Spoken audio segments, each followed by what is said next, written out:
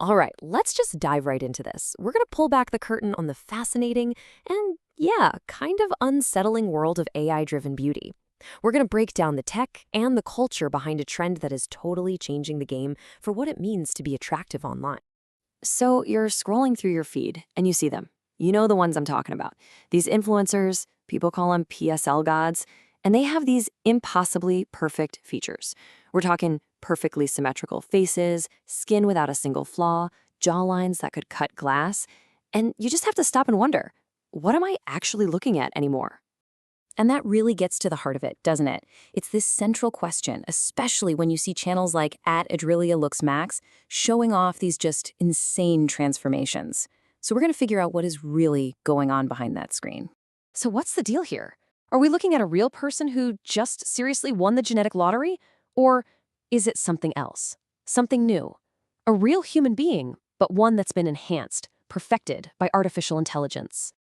Okay, so to really get to the bottom of this, we've got to talk about the trend that's fueling this whole thing: looks maxing.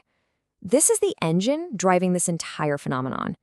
Now, what's so interesting about this is that the term looks maxing, it kind of started out in these niche internet forums back in the 2010s, but it has absolutely blown up into this massive subculture. It's all about a systematic, almost scientific approach to becoming the most attractive version of yourself possible. And inside this world, there are basically two main camps. On one side, you've got soft maxing. This is the low-risk stuff anyone can do. You know, getting a better haircut, hitting the gym, cleaning up your diet.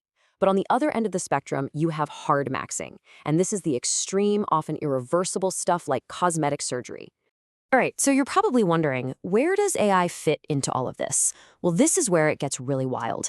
AI has become this incredible accelerator, basically creating a whole new category that's somewhere in between soft and hard maxing. Think about it. This isn't just some generic advice like drink more water. No, these tools give you a clear step-by-step process. You upload a picture of yourself, the AI pinpoints all your facial landmarks, it scores everything, and then it builds you a personalized roadmap, a glow-up plan, to improve. And this AI isn't just guessing. It is literally measuring you against specific biometric standards. It's analyzing the proportions of your face, the thirds, the jaw structure, cheekbones, your facial symmetry, even the tiny little slant of your eyes. It takes something as subjective as attractiveness and turns it into a hard number. And you can bet there's a whole industry popping up around this. We're talking about a huge market of apps and services, and every single one is designed to be your personal AI attraction coach, promising to take you from where you are now to your absolute peak. So let's look at the big players, right? You've got Umax, which went totally viral on TikTok for giving you these quick ratings. There's Overchat AI, which is a free web app that gives you really detailed advice and even AI previews of what you could look like. And then there are even premium services like QOVs, which actually adds a human expert to review the AI's analysis.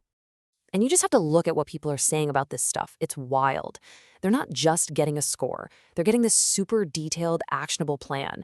It feels like having a personal consultant right in your pocket. It's a total game changer for them. Okay, so now that we know all this tech is out there, let's go back to where we started. Those impossibly perfect influencers like @AdriLooksMax. What are we really looking at? So here's the verdict, and it's not a simple yes or no. The person you're seeing, yeah, they're almost certainly a real person, but to call them natural, not a chance. When you look closely at their videos, you can see the subtle but undeniable digital fingerprints of AI all over them. And once you know what to look for, you can't unsee it. You might see the jawline kind of jitter or slide just a little bit when they move their head. The skin might look a little too perfect, almost waxy or plastic, because the AI has literally erased all the natural pores. And one of the biggest giveaways is what's called ocular integrity failure.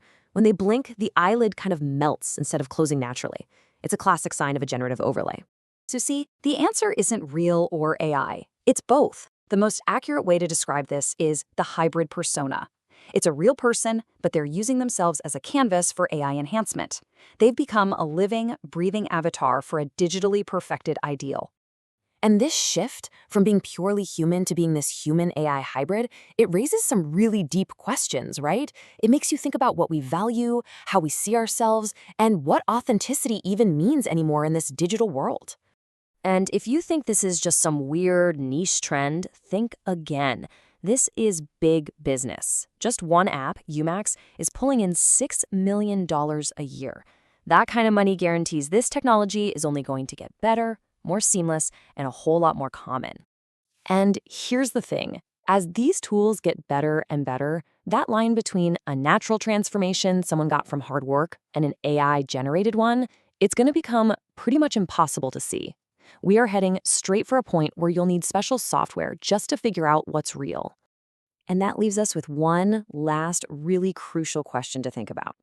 The next time you're scrolling your feed and you see a face that seems just a little too perfect, you have to ask yourself, in a world where anyone can become a hybrid persona, what does it truly mean to be yourself?